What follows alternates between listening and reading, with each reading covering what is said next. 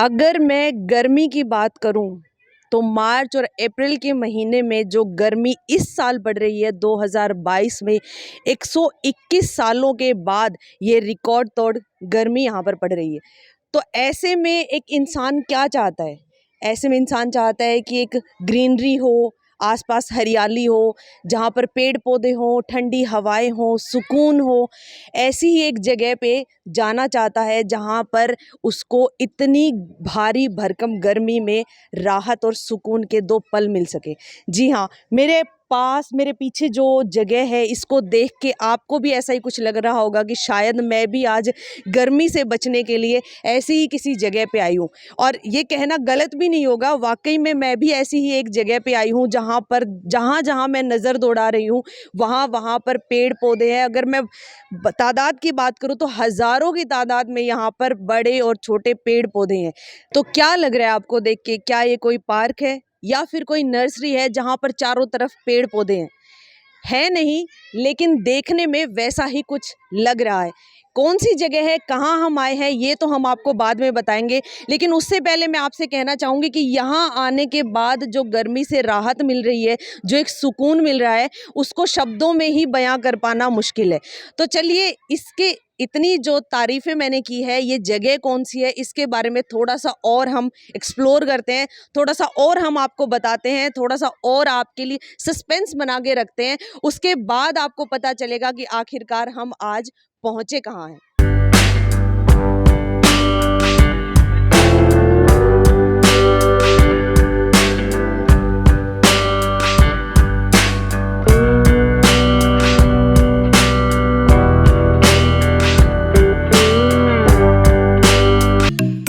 जिस जगह पे भी मैं जाऊंगी, आप देखना मेरे चारों तरफ हरियाली ही हरियाली है।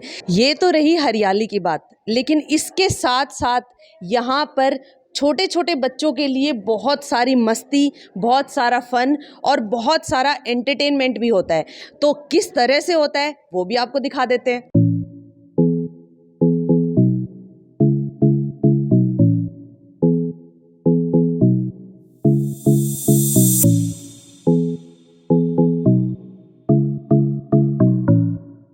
अभी हम कहाँ पर हैं ये तो आप आइडिया लगा ही चुके होंगे। जी हाँ, हम हैं एक स्कूल में, लेकिन ये स्कूल कौन सा है ये हम आपको बाद में बताएंगे। उससे पहले इस स्कूल में अदर स्कूल से क्या अलग है वो आपको दिखाने वाले हैं। तो सबसे पहले मेरे हाथ में बलून है और आप देख लीजिए, पीछे है वेलकम टू पार्टी। जी हाँ, स्कूल में आज चल रही है फ्रेशर पार्टी। फ्रेशर पार्टी सुनी होती है जब हम कॉलेज में जाते हैं, जब हम फर्स्ट ईयर्स में होते हैं, तो उस टाइम पे फ्रेशर पार्टी होती है। लेकिन इस स्कूल में फ्रेशर पार्टी है प्रेप के बच्चों की, उन बच्चों की जिनका फर्स्ट टाइम एडमिशन स्कूल में हुआ है। जी हाँ, और आज ही वो दिन है जब इन बच्चों की जर्नी इस स्कूल से स्टार्ट हो रही है। तो आप देख सकते हो, आज है फ्रेशर पार्टी।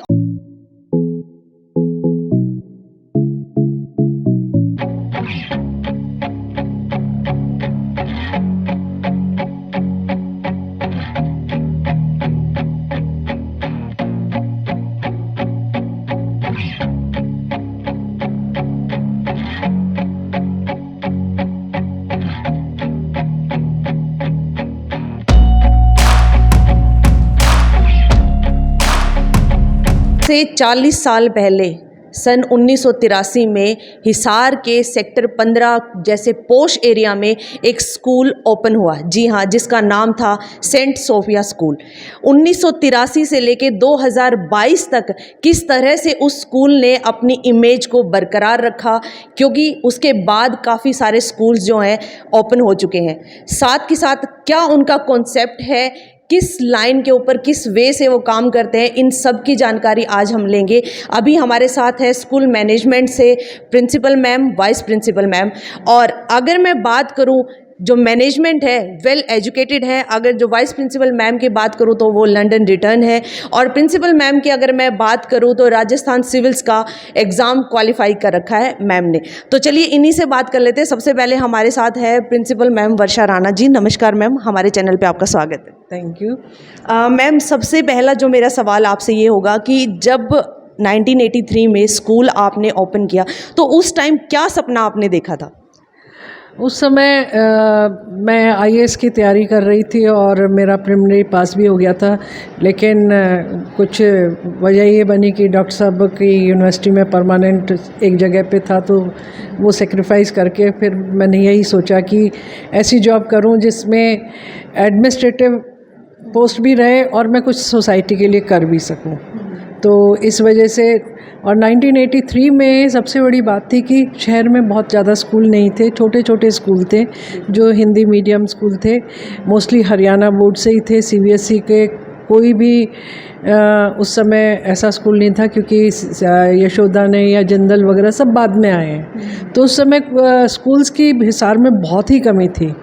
तो उस समय हमने स्कूल शुरू किया एक मोटिव लेके कि ओवरऑल डेवलपमेंट, जो हिसार के स्कूल जो छोटे मोटे जो भी स्कूल थे उनमें पढ़ाया तो जा रहा था, लेकिन पढ़ाने के अलावा कुछ नहीं हो रहा था। तो मैंने यही अपने ज़िंदगी में एम लिया कि भी मैं इनका ओवरऑल डेवलपमेंट करूँगी। और मैंने जब शुरू किया तो सबसे पहले मैंने कल्चरल एक्टिविटीज़ से शुरू किया। स्कूल्स के अंदर फंक्शन नहीं होते थे, और जिस बैकग्राउंड से मैं आई थी, मैं सेंट पैट्रिक्स जोधपुर की स्टूडेंट रही हूँ और राजस्थान यूनिवर्सिटी से, तो वहाँ तो कल्चरल एक्टिविटीज़ की भरमार होती थी। तो मैंने पहले कल्चरल एक्टिविटीज़ केवल स्कूल में ही नहीं, पूरे शहर में जहाँ भी कोई भी प्रोग्राम होता था हम पहुँच जाते थे। तो एक पहचान कल्चरल एक्टिविटीज़ से बनी। फिर रिज़ल्ट्स तो अच्छे आ ही रहे थे। रिज़ल्ट्स के बाद फिर मैंने कहा स्पोर्ट्स नहीं हो रहा। ये स्पोर्ट्स का कंसेप्ट तो बहुत बाद तक भी लोगों में नहीं आ पाया था, और आज भी उतना नहीं है जितना मैं देख रही हूँ। तो मैंने स्पोर्ट्स को भी अपना एक एरिया बनाया कि इसमें हमने कुछ करना है, और हमने किया भी। हमने ओलंपिक्स तक बच्चे पहुँचा दिए, वर्ल्ड कप तक पहुँचा दिए क्रिकेट में, और अभी वर्ल्ड स्कूल गेम्स हो रहे हैं जिसमें बॉक्सिंग में अनमोल जा रहा है। तो हमने मतलब इंटरनेशनल लेवल तक अपने स्टूडेंट्स गेम्स में भी पहुंचा दिए। तो क्या जिस समय आपने स्कूल यहाँ पर ओपन किया था उस समय ये उम्मीद थी कि आज के टाइम तक भी ये स्कूल इसी तरह से काम करेगा? हाँ, नेचुरली जब तक आप हार्ड वर्क करते रहोगे तब तक सारी चीज़ें होती रहेगी। और सक्सेस एक अलग चीज़ है, लेकिन हमें मतलब सीढ़ियाँ चढ़ना होता है, उतरना नहीं होता है। कि जिस फील्ड में हम हैं कि हमें एक से बाद एक, एक के बाद एक नई चीज़ें लानी है, नई चीज़ें इंट्रोड्यूस करनी है। पहले हम हिसार तक सीमित थे, उसके बाद हमने हरियाणा और फिर इंडिया नेशनल और इंटरनेशनल पहुंच गए। वो एक अलग सीढ़ी थी। रिजल्ट्स में भी हमने, उसके बाद मैंने एक चीज़ और देखी कि शहर के बच्चे बाहर नहीं जाते हैं, मतलब गवर्नमेंट स्कूल या कॉलेज वगैरह में ही रह जाते हैं। तो साइंस वाले बच्चे तो ठीक है, वो इंजीनियरिंग एंड मेडिकल में जाते थे, लेकिन आर्ट्स वाले बच्चे नहीं निकलते थे। तो हमने फिर दिल्ली यूनिवर्सिटी में और बॉम्बे यूनिवर्सिटी में, स्पेशली मीडिया में, हमने काफ़ी बच्चे खुद जाके एडमिट करवाए।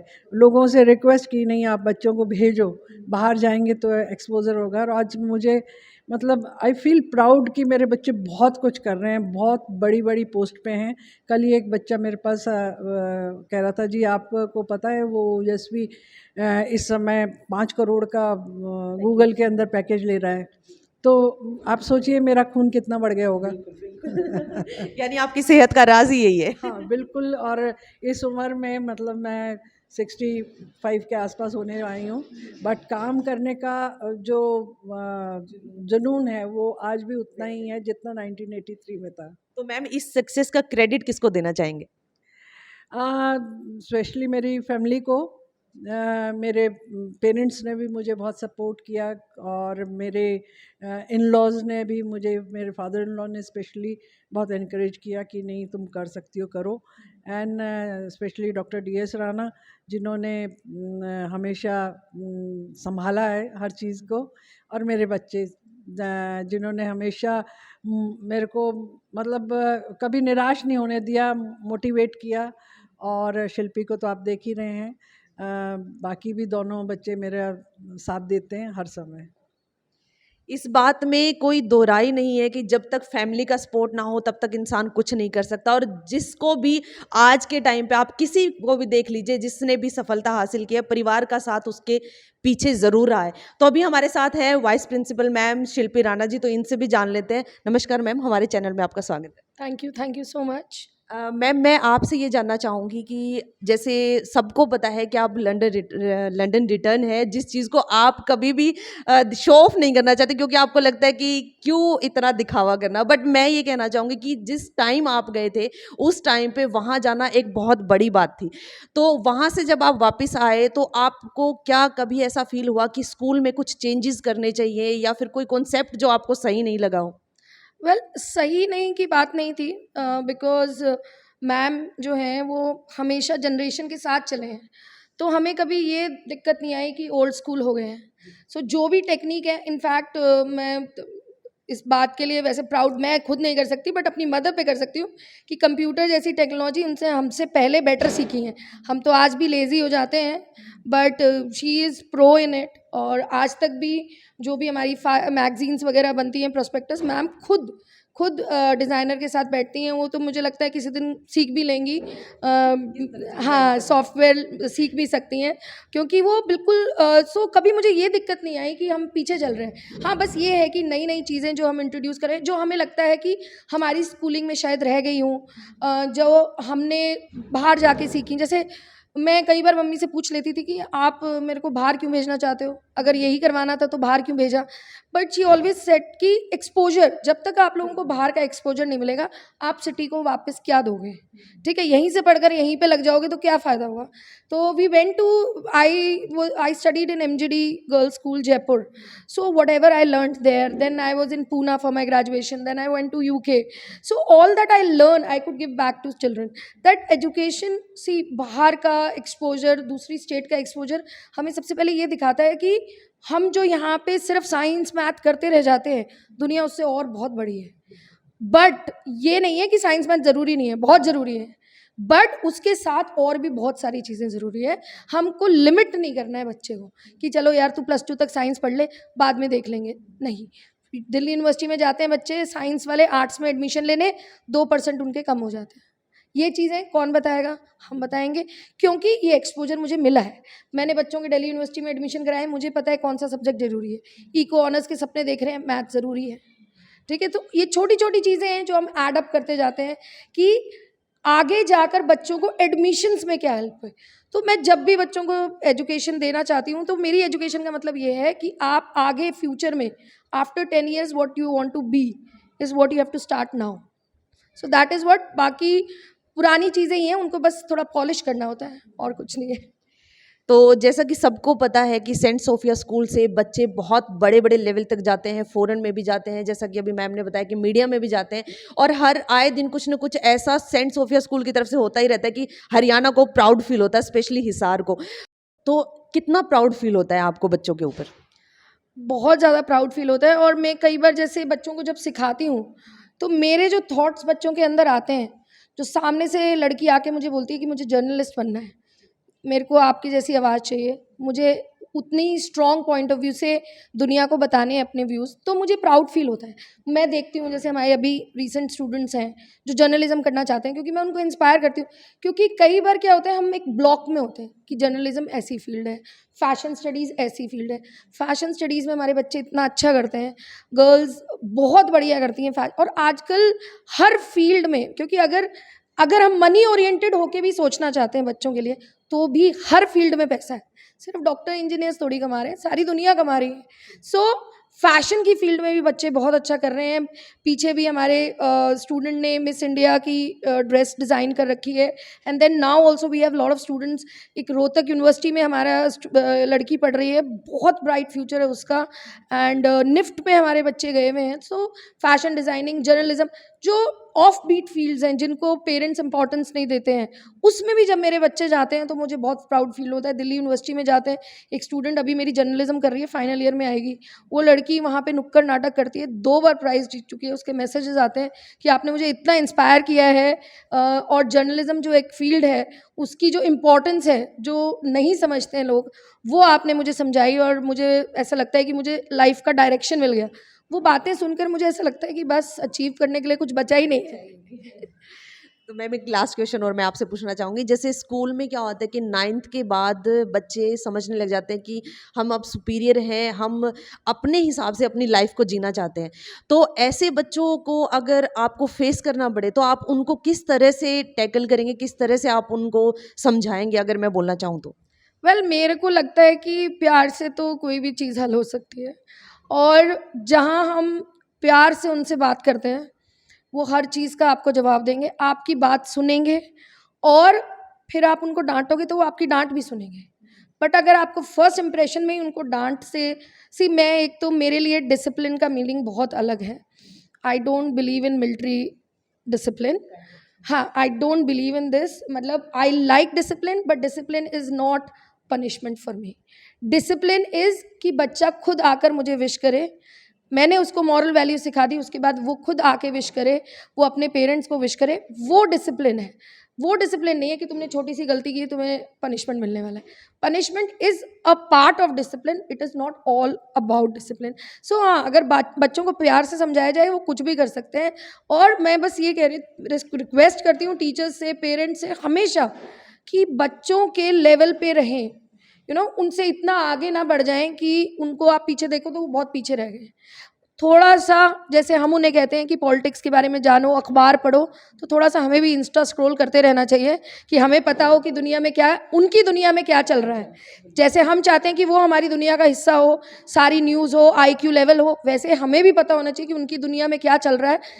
वो जब हमें उनको पता चलेगा कि हम जानते हैं कि क्या हो रहा है, तो वो कनेक्टेड रहते हैं। सो मेरे जितने भी स्टूडेंट्स हैं, सीनियर स्टूडेंट्स, सब हमसे कनेक्टेड रहते हैं, शैतानियाँ भी करते हैं। मैं ऐसे बिल्कुल नहीं है कि ऐसे दुनिया बना ली है मैंने कि जहाँ पे बिल्कुल इधर उधर कुछ नहीं हिल सकते। शैतानियाँ भी करते हैं, पढ़ाई भी करते हैं, रिजल्ट भी देते हैं आगे जाकर। अभी एक स्टूडेंट आया हुआ था, IIT वाराणसी में उसका एडमिशन हुआ है, वो बच्चा आया हुआ था, अभी जाने वाला है वो, हाँ, सुशील। तो वो इतना खुश था, मिलके सब टीचर्स से मिलने आया हुआ था, क्योंकि वो काफ़ी साल यहाँ पे पढ़ा है। तो मतलब बस और क्या चाहिए होता है, जब बच्चे आते हैं खुशी खुशी हमसे मिलते हैं। वो इतना अच्छा ओरेटर था, जब वो स्पीच देता था तो बहुत ही अमेजिंग स्पीच देता था। इनफैक्ट वो हरियाणवी में भी बहुत अच्छी स्पीच दी हुई है उसने, और एक लेवल पे उसने कंपटीशन भी जीता हुआ है। तो बहुत ही अच्छा स्टूडेंट था। तो इस तरह से स्टूडेंट आते हैं और आप उनके माइंडसेट को कैच कर सकते हैं, बट प्यार से। और अभी हमारे साथ एक स्टूडेंट है जिसका नाम है सुशील, जो यहीं से इसी स्कूल से पास आउट है और अभी ये IIT वाराणसी में फर्स्ट ईयर के स्टूडेंट है। तो इनसे भी जान लेते हैं कि इनका कैसा एक्सपीरियंस रहा स्कूल के साथ। Hello ma'am. मैम बढ़िया है एकदम। तो अगर मैं जानना चाहूँ कि सेंट सोफिया स्कूल में तुम्हारा कैसा एक्सपीरियंस रहा, तो तुम क्या बताना चाहोगे? मैं मतलब 2nd क्लास से 10th क्लास तक यहाँ पढ़ा था। पापा की पोस्टिंग इस आ रही थी, तो बाकी स्कूल से काफ़ी डिफरेंट है ये। यहाँ पे जिस तरीके से टीचर्स से इंटरेक्शन होता था काफ़ी अलग होता था। पर्सनली ऐसे जैसे हमारे पेरेंट्स से उस तरीके से केयर करते थे, और एकेडमिक वाइज भी बहुत अच्छे से सपोर्ट करते थे। यहीं से मेरे को इंस्पिरेशन मिली थी कि आगे जाके एक अच्छी खासी तैयारी करूँ मैं। फिर मैं यहाँ से बाहर गया कोचिंग करने के लिए। वहाँ पे स्कूल में तो था नहीं, मैं अलग से कोचिंग करता था। और लास्ट के अंदर स्कूल तो मैं 11th में जा नहीं पाया, तो मेरी पूरी स्कूल लाइफ यहीं पे गई। तो बाकी स्कूल से मैं कैसा है उससे तो अच्छे से कंपेयर नहीं कर पाऊँगा इतना, लेकिन इस स्कूल का एक्सपीरियंस बहुत अच्छा था। कभी छोड़ने का जाने का मन नहीं किया। कभी याद आता है स्कूल का ये टाइम? हाँ, स्कूल का टाइम याद आता है, बहुत ज़्यादा याद आता है। अभी कॉलेज लाइफ अलग होती है, स्कूल लाइफ अलग होती है। वो दोस्त स्कूल के इतना मतलब टेंशन फ्री माहौल रहता था। अभी कॉलेज में काफ़ी अलग से प्रेशर रहता है। और जब प्रिपरेशन कर रहे थे JEE की, उस टाइम पे बहुत ज़्यादा याद आती थी, क्योंकि ये दोस्त लोग वगैरह, ये टीचर्स, वो टाइम भी वापस नहीं आ सकता, तो काफ़ी याद आती है। और अगर मैं बात करूं जो यहाँ का स्टाफ है, जैसे तुम बोल रहे हो कि बहुत ज़्यादा फ्रेंडली है, बहुत ज़्यादा पेरेंट्स की तरह से वो आप लोगों को ट्रीट करते हैं, तो फिर इसका मतलब तो कभी टीचर से तो डर ही नहीं लगा होगा किसी भी चीज़ का? कोई वैसा कुछ था या स्टडी के टाइम पे अच्छे से डांट भी पड़ती थी? हाँ, जब डांट मारने का उनको पूरा हक होता था, क्योंकि ये हमारे फ्यूचर के लिए करते हैं, जो कुछ करते हैं। तो कभी गलतियाँ होती तो हाँ, डांट जरूर पड़ती थी। प्रिंसिपल मैम से भी डांट पड़ी है मेरे को, ऐसी कोई बात नहीं है। लेकिन हाँ, जब होती थी तो ये समझाते थे अच्छे से कि ऐसे नहीं करना चाहिए, क्या हमारे लिए सही है क्या गलत है, वो पूरा अच्छे से बताते थे हमारे को। ऐसे ही रहता था। तो आज यहाँ पे स्कूल में कैसे आना हुआ? अभी याद आ रही थी स्कूल की, अभी यहाँ पे हिसार में आया हुआ था तो आगे मिलने। थैंक यू सो मच सुशील, अपना एक्सपीरियंस हमारे साथ शेयर करने के लिए। स्कूल्स की अगर मैं बात करूं तो आज के टाइम पे अपने शहर हिसार में 250 से ज़्यादा स्कूल्स ओपन हो चुके हैं। तो किस तरह से saint Sophia school other school से अलग है, वो कॉन्सेप्ट तो हम आपको दिखा ही चुके हैं। अगर मैं बात करूं स्कूल की स्टार्टिंग से, जी हाँ, प्रेप से ही बच्चों में इतनी ज़्यादा जी हाँ, प्रेप से ही बच्चों को अपने साथ जोड़ने के लिए स्कूल की तरफ से बहुत सारे एफर्ट्स करने स्टार्ट हो जाते हैं। जैसा कि अभी हमने दिखाया आपको कि आज स्कूल में छोटे बच्चों की फ्रेशर पार्टी थी। तो खुद ही सोच लीजिए, इसी तरह से बच्चे ऑटोमेटिकली स्कूल से जुड़ना शुरू हो जाते हैं। धीरे धीरे करके इतना लगाव उनके साथ बन जाता है कि जब स्कूल का लास्ट डे होता है, जो फर्स्ट डे बच्चे रोते रोते स्कूल में आते हैं, वो लास्ट डे भी रोते हुए ही जाते हैं कि काश हम और ज़्यादा टाइम तक स्कूल में रह पाते। और इसका एक एग्जाम्पल हम आपको दिखा भी चुके हैं, क्योंकि अभी हमारे साथ सुशील भी था, जिन्होंने अपना एक्सपीरियंस हमारे साथ शेयर किया था। तो इस चीज़ का अगर क्रेडिट देने की बात आए, अगर किसी भी चीज़ को, जो कि मैं पहले भी बोल चुकी हूँ कि जब नींव ही मजबूत होती है तो इमारत अपने आप ही मजबूत हो जाती है। तो इस सारे जो अचीवमेंट है, इस सारी जो स्कूल की सक्सेस है, ये सारी जो बॉन्डिंग है, उसका क्रेडिट जाता है स्कूल की मैनेजमेंट को। अभी जो हमारे साथ प्रिंसिपल मैम और वाइस प्रिंसिपल मैम भी थे, तो उन्हीं को क्रेडिट जाता है। और अब बात कर लेते हैं थोड़ी सी स्कूल की। तो स्कूलिंग जो है, यहाँ की जो स्टडी पैटर्न है, जो कॉन्सेप्ट है, वो भी अदर स्कूल से बहुत ज़्यादा डिफरेंट है। अगर मैं बात करूँ कॉम्पिटिशन्स की, तो क्या होता है कि स्कूल में कॉम्पिटिशन होते हैं तो वो स्कूल लेवल तक या ज़्यादा से ज़्यादा स्टेट लेवल तक जाते हैं। लेकिन यहाँ से जब कॉम्पिटिशन होते हैं, वो स्कूल नहीं, स्टेट नहीं, नेशनल नहीं, बल्कि इंटरनेशनल लेवल तक यहाँ पर कॉम्पिटिशन्स कराए जाते हैं। सेंट सोफिया स्कूल के जो बच्चे हैं, अगर मैं बात करूं उनकी, तो हर एक फील्ड में, चाहे वो कोई भी फील्ड हो, चाहे वो मीडिया लाइन हो, चाहे वो चाहे वो मीडिया लाइन हो, चाहे वो बॉलीवुड हो, चाहे वो फैशन डिज़ाइनिंग हो, चाहे वो स्पोर्ट्स हो, चाहे वो एकेडमिक्स हो, मतलब लिस्ट इतनी ज़्यादा लंबी है कि अगर मैं बताऊं तो हर एक फील्ड में सेंट सोफिया स्कूल ने अपने सिटी का, अपने स्टेट का नाम रोशन किया है। आए दिन कोई ना कोई अचीवमेंट यहाँ से सुनने को मिल ही जाती है। दूसरी बात, अगर मैं बात करूँ फॉरेन जाने की, तो यहाँ से अभी रिसेंटली 6 बच्चे जो है हायर स्टडीज़ के लिए सेंट सोफिया स्कूल से फॉरेन गए हैं। और इसी तरह की बहुत सारी अचीवमेंट्स है, अगर बताने लगूँ तो शायद बहुत टाइम लग जाएगा, लेकिन लिस्ट ख़त्म नहीं होने वाली। और चाहते हो अपने बच्चों का ब्राइट फ्यूचर, तो एक बारी सेंट सोफिया स्कूल में विजिट ज़रूर करके जाएं।